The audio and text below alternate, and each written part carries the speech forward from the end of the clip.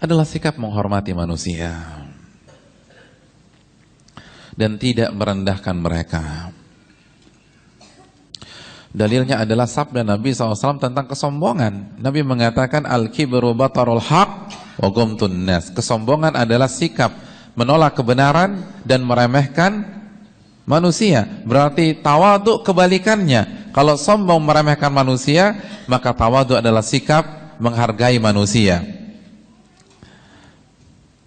Dan puncak ketawaduan adalah apa yang dikatakan oleh Al-Imam Al-Hasan Al-Basri, sebagaimana diriwayatkan oleh Imam Ahmad dalam kitab Az-Zuhud, dan dikatakan juga oleh Yusuf bin Asbab, sebagaimana diriwayatkan oleh Imam Abu Nuaim dalam Hilyatul Awliya, bahwa puncak dari ketawaduan antakhruj min manzilik wala yalqa ahadan illa ra'aita annahu khairun mink. Puncak dari ketawaduan adalah ketika Anda keluar dari rumah Anda, lalu tidaklah Anda melihat seorang pun kecuali Anda merasa dia lebih baik daripada Anda, dia lebih takwa daripada Anda, dia lebih beriman daripada Anda, dia lebih tinggi derajatnya daripada Anda. Ini puncak dari ketawaduan, ketika kita merasa diri kita tidak sebaik orang lain lebih bertakwa dari kita. Ketika kita menatap saudara kita sebelah kanan kita meyakini atau kita merasa dia lebih bertakwa daripada saya. Ketika kita melihat saudara kita yang duduk di sebelah kiri kita melihat orang yang lebih baik daripada kita. Ketika kita menoleh ke belakang, maka yang kita toleh adalah orang yang lebih beriman daripada kita. Itu adalah sikap orang yang mencapai puncak ketawaduan, ketika dia merasa orang lain lebih baik daripada dia, lebih soleh daripada dia, lebih bertakwa daripada dia. Dan ini yang harus kita latih, yang harus kita camkan. Kita harus hilangkan segala jasa-jasa kita tentang diri kita. Makanya Al-Imam Syafi'i mengatakan arfa'un nasi qadran man la yara qadrahu. Orang yang paling tinggi keutamaannya adalah orang yang tidak melihat dirinya punya keutamaan. Wa akbarun nasi fadla man lam yara fadlahu. Dan orang yang jasanya paling besar, kedudukannya paling tinggi adalah orang yang merasa tidak punya kedudukan. Itu ketawaduan, hadirin yang dirahmati oleh Allah Subhanahu wa taala. Oleh karena itu, setiap kita melihat saudara kita, camkan baik-baik, dia lebih baik daripada kita. Makanya ulama mengatakan, kalau kita melihat ada orang lebih muda daripada kita, pola pikir kita yang kita gunakan adalah orang ini dosanya lebih sedikit daripada saya. Ya tidak? Ya kan lebih muda. Berarti baliknya duluan siapa? Duluan kita. Berarti dosanya lebih sedikit dia, karena durasi baliknya lebih banyak kita. Lalu ketika kita melihat orang lebih tua daripada kita, pola pikir yang harus kita gunakan apa? Dia lebih banyak beribadah daripada saya. Kenapa? Karena usianya lebih tua. Otomatis sholat wajibnya lebih banyak, puasa Ramadannya lebih banyak, qiyamul lailnya lebih banyak, karena malam-malam yang ia habiskan, malam-malam yang ia lalui lebih banyak daripada malam-malam yang kita lalui. Jadi pola pikirnya seperti itu, bukan dibalik. Ngeliat orang lebih muda, oh saya kan lebih banyak qiyamul lailnya, Anda tuh masih anak kemarin sore. Ngelihat orang yang tua nih kayaknya banyak dosa nih. Dan jangan begitu. Jadi hadirin yang dirahmati oleh Allah Subhanahu wa taala, justru pola pikirnya kita balik ketika melihat orang yang lebih tua. Kita melihat orang yang lebih banyak sholat subuh daripada kita, yang lebih banyak sholat maghrib daripada kita. Jadi anggaplah kita nggak pernah bolong sholat maghrib, dan dia juga nggak pernah bolong. Tapi karena dia lebih tua, sholat maghribnya lebih banyak siapa? Lebih banyak dia, karena dia lebih tua umur. Jadi tetap merasa orang lain lebih baik daripada kita. Ini hal yang perlu kita camkan. Hadirin sekalian, tidak ada alasan kita merasa lebih baik daripada orang lain. Tidak ada alasan menganggap diri kita lebih bertakwa daripada orang lain. Tidak ada alasan untuk menyatakan diri kita lebih soleh daripada orang lain. Kenapa? Karena beberapa hal berikut ini. Yang pertama, kita tidak tahu amal ibadah yang telah ia kerjakan secara detail. Untuk mengatakan diri saya lebih baik daripada Anda, kita harus melakukan studi komparasi, iya apa tidak? Membandingkan. Yang namanya membandingkan butuh data. Sekarang kita punya data sholat orang tersebut. Oke, kita punya data tentang sholat 5 waktu. Anda bisa pastikan bahwa bagaimana sholat duhanya, bagaimana sholat rawatibnya, bagaimana qiyamul lailnya, bagaimana sholat witirnya. Kita tidak tahu bagaimana tetangga kita sholat taraweh, atau sholat lail, atau sholat qiyamul lail.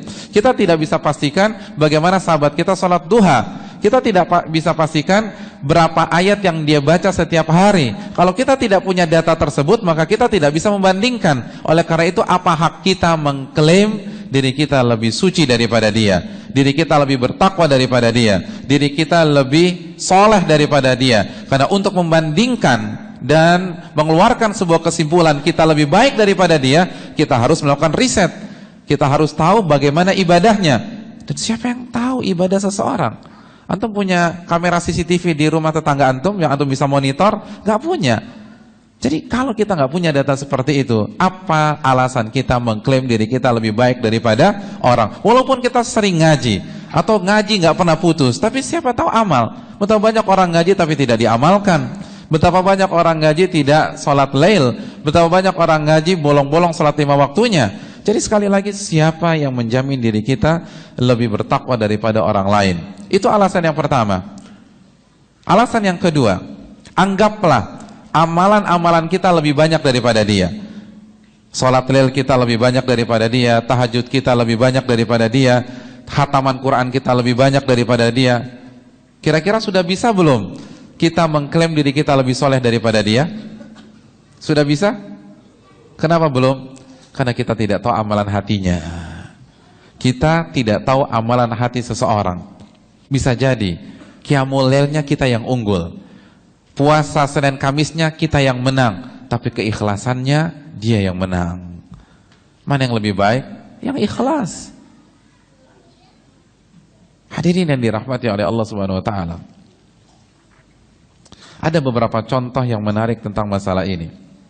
Di antaranya, ketika sebagian ulama, di antaranya saya pernah mendengar langsung dari salah satu murid Syekh Albani rahimahullah, Syekh Walid, yang sekarang berada di Madinah. Beliau bertanya pada saat beliau mensyarah Sahih Muslim, siapa yang lebih baik kedudukannya di sisi Allah, Abu Bakar atau Abdullah bin Amr bin As? Kalau antum ditanya, jawabannya siapa? Yang paling mulia di sisi Allah, Abu Bakar As-Siddiq atau Abdullah bin Amr bin As? Pertanyaan kedua, mana yang paling banyak ibadahnya, Abu Bakar As-Siddiq atau Abdullah bin Amr bin As?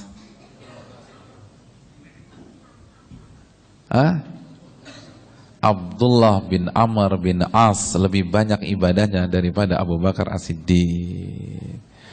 Dan ini bukan ucapan saya, ini ucapan Al-Imam Abu Bakar Al-Muzani, sebagaimana dikeluarkan oleh Al-Imam Ibn Rajab Al-Hanbali dalam Jami' Ulum wal Hikam. Abu Bakar Al-Muzani mengatakan, ma faqa Abu Bakar ashaban Nabi sallallahu alaihi wasallam bisaumin wala salah. Abu Bakar tidak pernah mengalahkan para sahabat-sahabat yang lain dengan salat beliau atau dengan puasa beliau. Artinya apa? Salat dan puasa Abu Bakar itu standarnya para sahabat. Jadi biasa-biasa saja, sesuai standar. Bukan standar kita ya, bukan. Oh berarti sama dengan saya dong Ustadz. Bukan. Ini sahabat, kita sedang berbicara generasi terbaik. Jadi sesuai standar. Namun kata Al-Imam Abu Bakar Muzani mengatakan, namun yang membuat beliau unggul dan menjadi sahabat terbaik, bahkan menjadi manusia terbaik setelah para nabi dan rasul, sesuatu yang kokoh di dalam hatinya. Hadirin yang dirahmati oleh Allah Jalla wa'ala, sekali lagi kita tidak boleh merasa diri kita lebih suci daripada orang lain, lebih bertakwa kepada orang lain, lebih soleh daripada orang lain, dan tidak ada alasan kita untuk mengklaim seperti itu.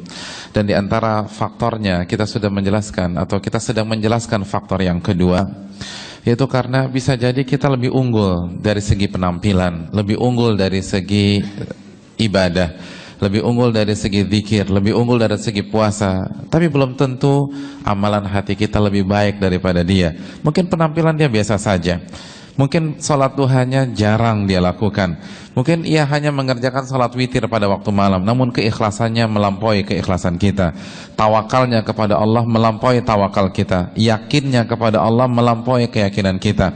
Dan kita sudah jelaskan bahwa sebagian para ulama membandingkan antara Abu Bakar As-Siddiq dan Abdullah bin Amr bin As. Secara kedudukan tidak ada yang meragukan bahwa Abu Bakar lebih unggul daripada Abdullah bin Amr bin As. Namun ternyata hadirin sekalian, dari sisi ibadah, dari sisi amalan, Abdullah bin Amr bin As lebih banyak daripada Abu Bakar As-Siddiq. Dan ini dikatakan oleh para ulama seperti Al-Imam Abu Bakar Al-Muzani. Beliau mengatakan Abu Bakar tidak mengungguli para sahabat yang lain dengan sholatnya atau dengan puasanya, namun apa yang ada di dalam hatinya. Abdullah bin Amr bin As adalah ahli ibadahnya para sahabat. Beliaulah orang yang ada di hadapan Nabi kita SAW ketika Nabi mengatakan sum yauman walaka ajru ma baqi. Berpuasalah satu hari, puasa sunnah, maka engkau akan mendapatkan pahala di hari-hari yang lain. Lalu apa kata Abdullah bin Amr bin As? Inni utiku aktsara min dzalik. Ya Rasulullah, tambah. Enggak puas beliau ini, belum minta tambah lagi. Lalu kata Nabi, yaumain. Ya, kalau begitu puasalah 2 hari, puasa sunnah 2 hari dalam sebulan. Lalu apa kata Abdullah bin Amr bin As? Inni utiku aktsara min dzalik. Ya Rasulullah, tambah lagi. Jangan cuma 2 hari, 2 hari terlalu sedikit. Akhirnya Nabi tambah lagi. Terus demikian sampai Nabi harus mengatakan sum afdhalas siyami indallah sauma Daud kana yasumu yauman wa yuftiru yauman. Berpuasalah puasa sunnah terbaik di sisi Allah, yaitu puasa apa? Puasa Nabi Daud. Bagaimana caranya? Kana yasumu yauman wa yuftiru yauman. Puasa selang-seling, hari ini puasa, besok berbuka. Lusa puasa, besok lusanya lagi berbuka. Dan begitu seterusnya. Jadi puasanya Abdullah bin Amr bin As, puasa Nabi Daud. Dan dalam riwayat beliau kerjakan ini sampai beliau tua. Itu baru puasanya. Khatamannya bagaimana? Beliau adalah orang yang berada di sisi Nabi ketika Nabi bersabda, Iqra'il Qur'an fi syahr. Hatamkanlah Al-Quran dalam 1 bulan. Ini perintah yang susah atau berat hadirin? Hah? Menurut antum gimana? Bisa nggak antum menghatamkan Al-Quran 1 bulan? Kalau Ramadan gampang, tapi kalau setiap bulan seperti itu susah, gak mudah.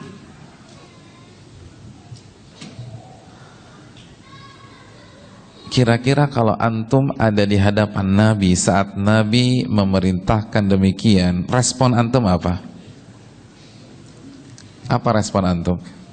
Khatamkanlah Al-Quran selama 1 bulan. Hah? Rukhsahnya apa ya Rasulullah? Jadi pertanyaan pertama nyari rukhsah biar bisa nggak ngerjain.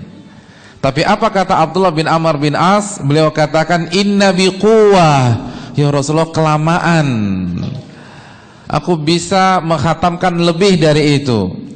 Lalu Nabi mengatakan kalau begitu 20 hari, kelamaan ya Rasulullah. Lalu Nabi singkatkan lagi, kelamaan ya Rasulullah, sampai Nabi harus mengatakan la yafqahuhu man tidak akan bisa mentadabburi barang siapa yang mengkhatamkan Al-Quran aqalla min thalath, lebih cepat dari 3 hari. Semenjak hari itu Abdullah bin Amr bin As harus memperlambat tempo beliau yang biasanya mengkhatamkan Al-Quran sekali dalam sehari menjadi sekali dalam 3 hari. Allahu Akbar. Itu Abdullah bin Amr bin As, khatamannya 3 hari. Itu pun dalam tanda kutip dipaksa oleh Nabi SAW, karena sebelum sabda ini beliau dengar khatamannya berapa? Sehari sekali. Ada orang seperti itu di antara kita. Tapi dari sisi derajat, dari sisi keutamaan, lebih tinggi Abu Bakar As-Siddiq radhiyallahu taala anhu. Kenapa? Amalan hati. Amalan hati, hadirin sekalian. Jangan remehkan amalan hati. Dan karena faktor ini juga, seseorang yang tidak dikenal di dalam dunia ilmu menjadi tabi'in terbaik. Siapa tabi'in terbaik? Uwais Al-Qarni. Dalam hadis riwayat Imam Muslim, Nabi mengatakan afdalut tabi'in rajulun yuqalu Uwais aw kama qala. Tabi'in terbaik adalah seseorang yang bernama Uwais Al-Qarni. Saya ingin bertanya, apakah beliau pakar fikih? Tidak.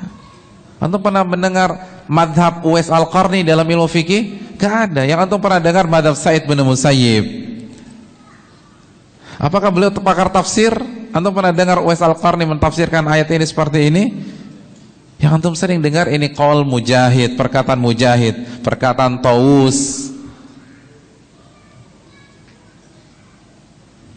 Beliau biasa saja. Bahkan beliau adalah orang yang suka diolok-olok di kampungnya. Berbeda dengan Sa'id bin Musayyib, pakar hadis, pakar fikih. Beliau adalah murid langsung dari Aisyah radhiyallahu taala anha. Berbeda dengan Mujahid, beliau adalah murid langsung dari Abdullah bin Abbas, Abdullah bin Umar. Uwais hanya menjadi salah satu warga yang suka diolok-olok oleh warga yang lain. Tapi apa yang membuat beliau begitu menonjol dan memuncaki seluruh tabi'in di generasi tersebut? Salah satu alasannya amalan hati. Beliau pernah punya penyakit kusta stadium 4 parah. Lalu beliau berdoa kepada Allah Subhanahu wa taala agar disembuhkan, tapi jangan 100%, tinggalkan seperti 1 dirham, agar beliau selalu ingat bahwa beliau punya penyakit dahulu dan disembuhkan oleh Allah Subhanahu wa taala.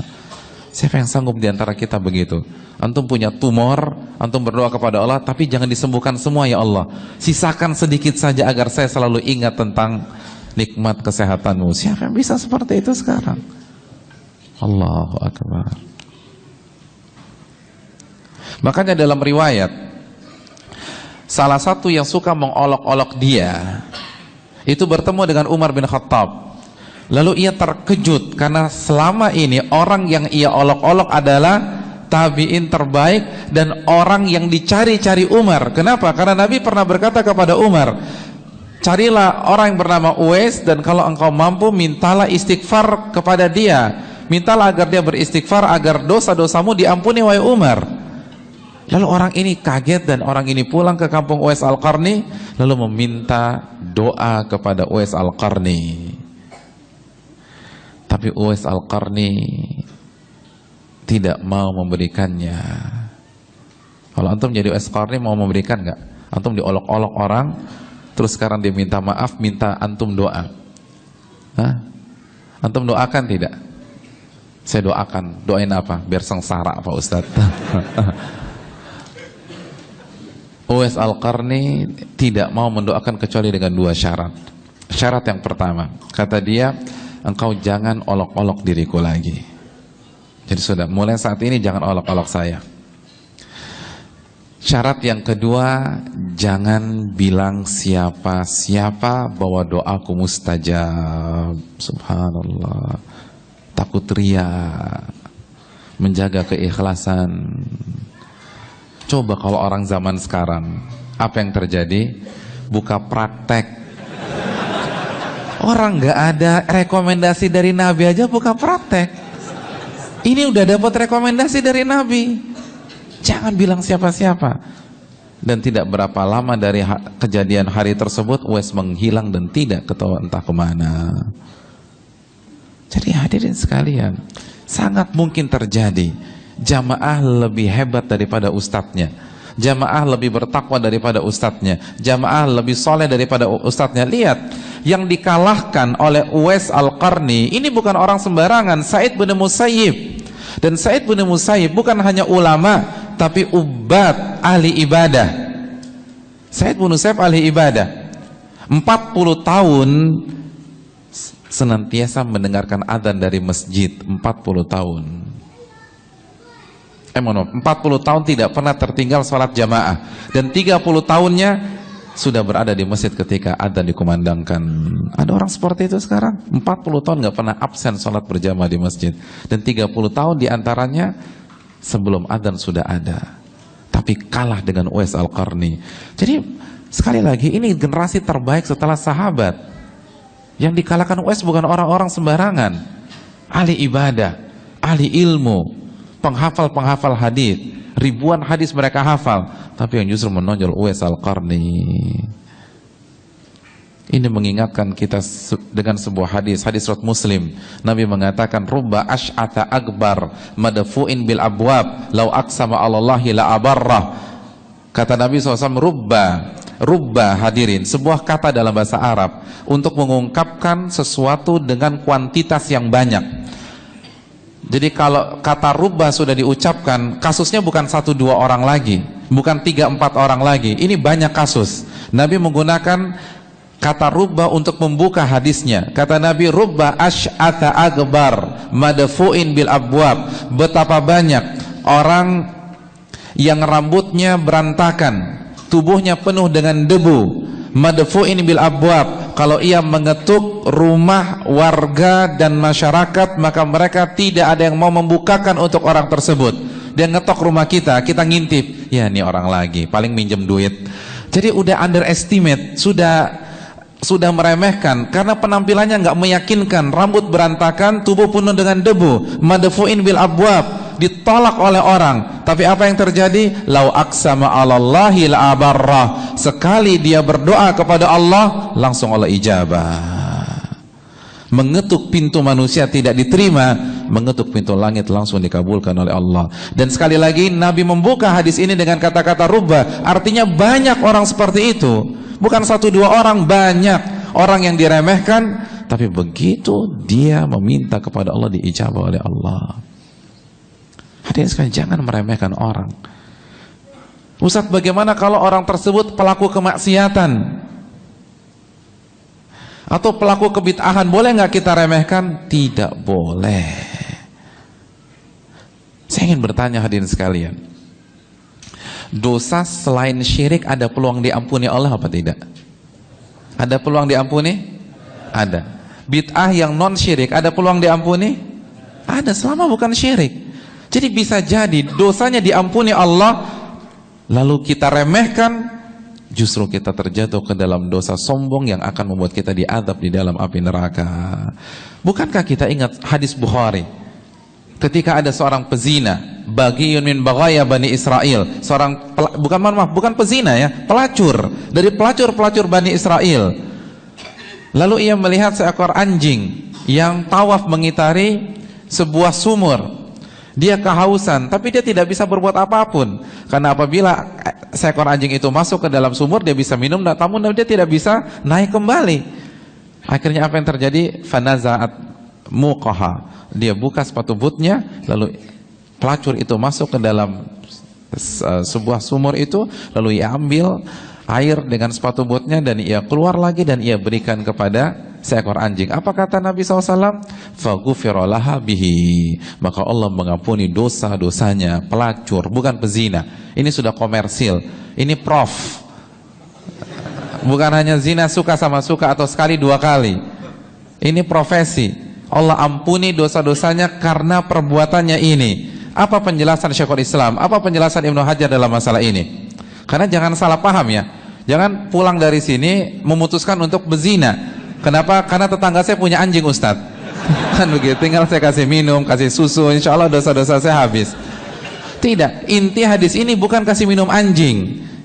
Kata para ulama, inti hadis ini keikhlasan. Karena keikhlasannya lah dosa-dosanya diampuni oleh Allah Subhanahu wa taala. Bagaimana tidak ikhlas? Yang dia tolong anjing. Anjing selucu-lucunya nggak mungkin mengatakan jazakumullah khairan atau syukron katsiran. Anjing nggak bisa traktir makan antum. Anjing nggak punya karir. Kalau antum nolong orang, mungkin antum ada harapan dia menjadi pejabat. Nanti ketika jadi pejabat ingat kita. Anjing nggak punya kesempatan jadi pejabat. Anjing nggak mungkin terpilih dalam 2014, nggak mungkin. Anjing. Dan ketika dia tolong, nggak ada siapa-siapa, nggak ada saksi mata yang melihat dan bisa memuji wanita tersebut. Dia tolong sendirian. Oleh karena para ulama mengatakan intinya bukan memberikan minum anjing, tapi intinya keikhlasan. Jadi bisa jadi orang yang kita lihat pelaku kemaksiatan ini pelacur loh. Jadi bisa jadi penampilannya belum syar'i, seorang wanita yang masih mengumbar aurat, tapi dia punya amalan yang sangat ikhlas yang bisa membuat dosa-dosanya diampuni oleh Allah. Sedangkan kita remehkan dia, berarti kita sombong. Dan Nabi mengatakan, la yadkhulul jannata mithqalu dzarratin min kibrin. Tidak akan masuk surga orang yang memiliki sifat kesombongan walaupun sebesar dzarrah. Jadi jangan remehkan orang walaupun penampilannya belum islami, walaupun belum mengikuti sunnah Nabi SAW. Selama tidak melakukan syirik, dia masih punya peluang diampuni oleh Allah. Bisa jadi yang kita remehkan dosa-dosanya diampuni oleh Allah dan akhirnya kita terkena dosa kesombongan. Jangan remehkan orang. Jangan remehkan orang. Alasan yang terakhir, anggap saja amal-amal kita lebih banyak daripada dia. Dan amalan hati kita lebih bagus daripada dia. Keikhlasan kita lebih bagus daripada dia. Lalu tawakal kita lebih bagus daripada dia. Takut kita lebih takut daripada dia. Harapan kita lebih berharap daripada dia. Amalan hati kita lebih bagus daripada dia. Bolehkah kita meremehkan orang? Tetap tidak boleh. Kenapa? Karena pertandingan belum berakhir, perlombaan belum usai. Fastabiqul khairat. Islam memberikan konsep perlombaan dan kita belum menyentuh garis finish. Kita belum tahu bagaimana kondisi kita saat kita menghembuskan nafas kita yang terakhir, dan kita tidak tahu bagaimana kondisi dia pada saat dia menghembuskan nafas dia yang terakhir. Mungkin pada detik ini dia menentang dakwah, mungkin pada saat ini dia memfitnah kita, mungkin pada saat ini dia menjelek-jelekan ajaran sunnah Nabi SAW. Tapi kita tidak tahu hasil akhirnya. Kita tidak tahu bagaimana di akhir hayatnya. Bisa jadi dia bertobat kepada Allah Subhanahu Wa Taala dan kita justru mengendur, justru kita down, kita turun dan kita kembali kemana pada saat kita tidak mengenal dakwah ini. Sangat mungkin terjadi. Saya ingin bertanya kepada antum semua, siapa yang pertama kali masuk ke dalam agama Islam? Bilal bin Rabah atau Umar bin Khattab radhiyallahu taalaan? Siapa yang pertama kali masuk Islam? Bilal bin Rabah. Saat Bilal bin Rabah sudah mengucapkan la ilaha illallah, Umar masih sibuk menyiksa umat Islam. Umar masih sibuk menganiaya umat Islam. Bahkan saking sadisnya, sebagian menyeletuk apa? La yuslimu Umar hatta yuslima himarul Khattab. Umar nggak bakalan masuk Islam sampai keledainya dulu masuk Islam. Bayangkan, artinya mustahil. Levelnya tuh keledai. Sebagaimana keledai nggak mungkin mengucapkan la ilaha illallah, Umar nggak bakalan mengucapkan la ilaha illallah. Bayangkan keledai, saking sadisnya, saking angkernya Umar bin Khattab radhiyallahu anhu pada saat itu. Bayangkan keledai. Kalau orang mengatakan Umar tidak akan masuk Islam sampai burung kakak tuanya masuk Islam, masih ada harapan. Karena burung kakak tua bisa mengucapkan la ilaha illallah. Iya nggak? Kalau orang mengatakan Umar nggak akan masuk Islam sampai burung beonya masuk Islam, masih ada harapan. Karena burung beo bisa mengucapkan la ilaha illallah. Benar loh. Saya tahu ada burung kakato bisa baca surat Al-Ikhlas sampai idghamnya bagus. Beneran ada. Karena tinggalnya di samping musola. Beneran ada ini. Bisa adzan. Jadi kalau disamakan dengan burung kakatua, burung beo masih ada harapan. Tapi ini keledai. Keledai udah nggak ada harapan. Kenapa? Karena sadisnya Umar bin Khattab pada saat itu. Makanya pada saat itu, kalau kita ketemu Umar bin Khattab, lalu nggak digebukin, nggak dipukulin, kita pulang dalam kondisi terharu. Terharu, oh baik banget Umar bin Khattab. Kenapa saya lewat beliau nggak digebukin? Bayangkan, antum pernah ketemu orang seperti itu? Kita kan terharu kalau dikasih uang, kalau dikasih hadiah. Ini saking galaknya, kita nggak diapa-apain, kita bisa terharu biru dari Umar bin Khattab. Tapi pertanyaan terakhir saya, siapa yang paling utama di sisi Allah Subhanahu wa taala, Umar bin Khattab atau Bilal bin Rabah? Umar bin Khattab, tanpa mengurangi kedudukan Bilal bin Rabah, tapi kita sepakat manusia terbaik kedua setelah Abu Bakar dan setelah para nabi dan rasul adalah Umar bin Khattab. Jadi bisa jadi orang yang selama ini kita lihat memusuhi Islam, ini ingat, Umar memusuhi Islam. Jadi bisa jadi sekali lagi orang yang kita lihat selama ini memerangi dakwah, menjelek-jelekan sunnah Nabi, memfitnah dan mendiskreditkan, menyudutkan, bisa jadi bulan depan dia berubah, bisa jadi tahun depan dia hijrah, bisa jadi 5 tahun yang akan datang dia mengikuti sunnah Nabi SAW. Dan ketika dia mengikuti sunnah, dia lebih hebat daripada kita. Sangat mungkin, karena sejarah sudah membuktikan. Saya ingin bertanya kepada hadirin sekalian, siapa yang paling bertanggung jawab terhadap kekalahan umat Islam di perang Uhud? Siapa yang paling bertanggung jawab dari orang-orang kafir Quraisy yang membuat 70 sahabat menjadi syuhada? Siapa yang paling bertanggung jawab? Ada 2 orang. Abu Sufyan sebagai pemimpin pasukan perang dan Khalid bin Walid sebagai pemimpin pasukan berkuda pada saat itu. Dan camkan baik-baik, dua-duanya masuk Islam. Dua-duanya masuk Islam. Musuh kita tidak lebih parah daripada apa yang dilakukan oleh Abu Sufyan dan Khalid bin Walid. 70 sahabat syuhada perang Uhud. Hamzah meninggal. Allahu Akbar. Tapi masuk Islam. Setelah itu masuk Islam, dan Khalid bin Walid menjadi pemimpin perang andalan Nabi SAW. Sehingga gelar beliau apa? Saifullahul Maslul, pedang Allah yang terhunus. Jadi sangat mungkin orang yang selama ini memerangi kita, bulan depan membantu kita. Di perang Uhud, Khalid bin Walid mencari kepala Nabi SAW. Namun setelah masuk Islam, beliau adalah orang yang pertama kali membela kepala Nabi SAW. Jadi jangan meremehkan orang. Bisa jadi yang kita remehkan justru menjadi pahlawan dakwah ini. Bisa jadi yang kita remehkan bisa jadi lebih berarti daripada kita. Karena sejarah sudah membuktikan. Jadi tidak ada alasan kita meremehkan orang, walaupun sekarang orang itu masih bermaksiat. Jadi ketika kita melihat seseorang itu penampilannya belum sesuai dengan sunnah atau amalannya belum sesuai dengan sunnah, jangan remehkan. Jangan remehkan, karena bisa jadi mereka bertaubat.